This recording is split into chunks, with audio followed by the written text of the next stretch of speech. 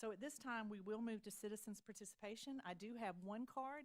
Before I read the rules, is there anyone else who would like to address the board that did not fill out a card? Because we can get a card to you and have you fill it out if anybody wants to while I read the guidelines.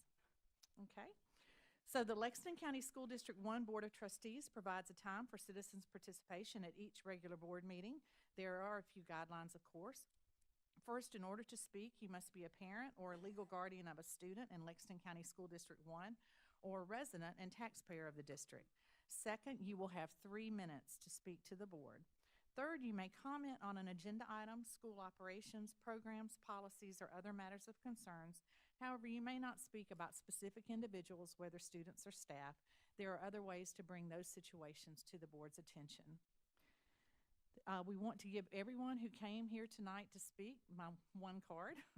So for that reason, the board may not reply to your comments, and because this is a time for you to speak to us. We also ask that you not clap or make any comments either while an individual is speaking or after a speaker finishes. That does slow down our process. And is there anybody else that wanted a card? Okay, one more card. Okay, great. Okay, so I'm going to go ahead with the first card, and then in just a second, she'll get the other card up to us. So, as stated earlier, you should not expect us to reply to your remarks, although we may ask you a question if we feel the question is warranted. This is a time for you to tell us what you think. I'd like to call up Mr. Darrell Hudson, who is a taxpayer in Lexington 1. He would like to discuss the location of the new middle school. He lives at 156 Kellers Pond Lane in Lexington, South Carolina, 29072. And I don't believe, Mr. Hudson, do you have any students with us now? Or are all your children grown? Gone and grown. Okay, go ahead. They all graduated from Lexington County School. Can you hear me all right? Yes, no, you have to hold the microphone for recording. First of all, thank you, Chairman, Dr. Little, and the board. This will take hopefully less than 3 minutes.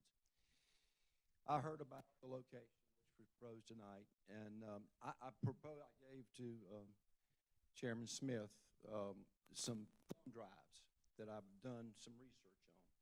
So you know, you all have been seeing traffic studies. You've all seen them in different hits and spurts. I've taken all that information and put it to one thumb drive.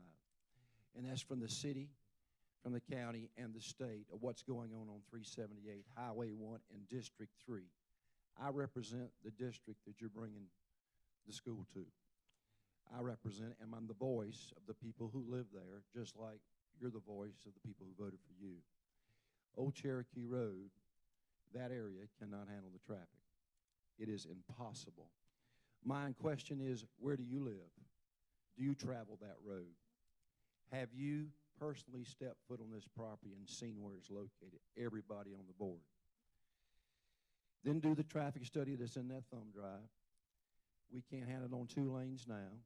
I know Dr. Little's from North Carolina. We talked about when he came here, and he's done a great job. Y'all have done a great job about the walking paths and the riding paths and the bike paths and all the things that we need in Lexington, and I agree with him. But the state is not going to spend $1 on county roads for the next 10 years. It ain't happening. So the county doesn't have the money. So we can do all we want to do there. I with my heart, have you look at that location, because there's no money coming to the county for 10 years. They're doing intersections and interstate. We may get a piecemeal here or there, but the old Cherokee has been talking about a bypass for 30 years, and it's still not there.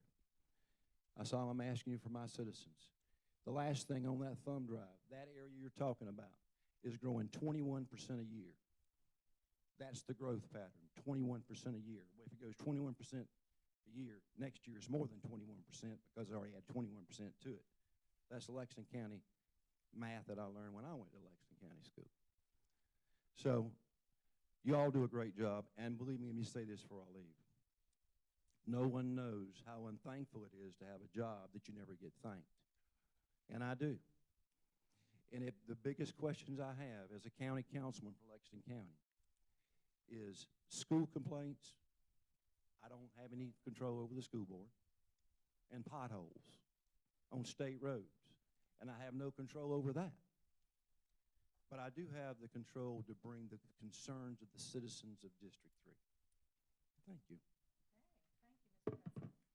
thank you, Mr. Hudson. We appreciate you bringing those comments to us tonight. Okay, thank you. Okay. At this time, I'd like to call up Miss Constance Fleming. She has a rising 8th grader at Lexington Middle School, and she lives at 604 Hendrick Street, Lexington, South Carolina, and she wants to talk about zoning, I believe. So thank you, Miss Fleming. Good afternoon. Of course, I've spoken with some of you on the phone personally, but having been given this opportunity, I have to speak. I stand to represent a rising 8th grader. And after having conversations with her and some of her classmates, they are really concerned. They really want to stay at Lexington Middle School to finish it out, if at all possible. And we thank you for the recommendation that has been made to provide them with the transportation, if possible, because so many of them would not have it otherwise. Now, my daughter and I would be able, well, it would be a stretch for us with us working in different places and single parent, so forth, but we would make it happen, but so many of the others would not be able to do so. And I would just like for you to take that into consideration, and I thank you for that opportunity for us to go to Pleasant Hill. And but the thing about it is, as we all know, I don't care what the school is and where it is in this district, it's a wonderful school. You're gonna get a wonderful education. So, I mean, that's not the issue. It's just the fact that these 8th graders would like to stay there. And I will close with one thing that was brought up that I didn't even think about. These rising 8th graders have had a number of administrators, and they had gotten very attached to Miss Nestor, now Miss Jenkins. Then, and nothing against Mr. Calhoun, you know, he has built this within them as well. And my granddaughter looked at me and she said, you know, then we have to go to a new school, another administrator for a year. We don't even get a chance to deal with that. Then the next year, we had to go to another school and deal with and the way she put it, and break in another administrator. So I just would like to thank you for the opportunity to speak to you as a group and to just kind of pass that on to you. Thank you. Thank you, Miss Fleming. We appreciate you. Miss Fleming is one of our teachers, and I can honestly say she is a Lexington 1 jewel, so we just love her. Now, she was the music teacher at Lexington Intermediate School when I was in 5th and 6th grade there. So she can claim all that credit, right? I wish she would come up here and sing for us. Okay, at this time, we're going to call on Miss Valerie Witt. She lives at 161 Broad Oak Lane, and she wants to talk about how do we decide on disciplinary action. So, Miss Witt, thank you for coming tonight. I really just wanted to know. You need to use the microphone because we're recording this.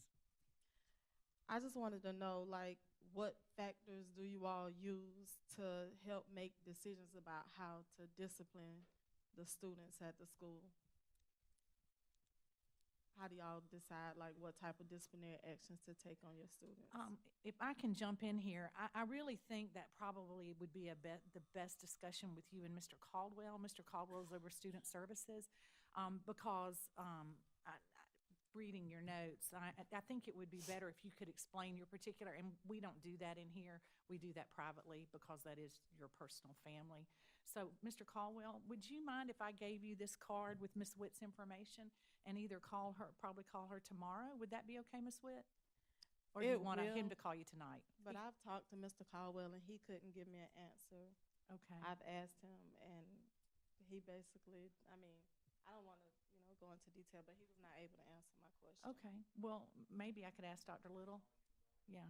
That's fine. Okay. Thank you so much. We appreciate you coming tonight. Anyone else that wants to address the board? Okay. We will move on, and thank you. We always love citizens' participation, and we appreciate you letting us know what you think.